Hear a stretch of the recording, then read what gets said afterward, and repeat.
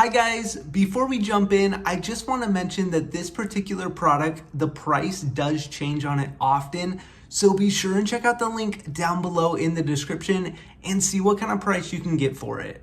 All right, let's jump in. Hey guys, Tyler here, and in today's video, we're taking a look at this neck massager. Now, this is the massager right here, and the first thing I noticed about this massager is just how nice and comfortable it is. Even without it on or anything like that, the ergonomical shape, it just provides a very comfortable resting position for my neck, and I really like that a lot about this massager. Even this part right here is made of a foam. It's a really nice high quality foam, but it makes it really nice and comfortable. I expected that to be more of a plastic, so I really love the fact that it's made of a foam. And then this right here is more of just kind of a cushion, a little bit softer area, and we'll show you more on that in just one moment. But I wanted to show you, this is the neck massager right here. It's actually rechargeable. It charges via that USB-C port, and it does include a USB-C to USB-A cable as well as a remote with these same 4 controls on it. Now if we go ahead and just hold down the power button, it will turn the massager on, and you can see we've now initiated the heating portion of this massager.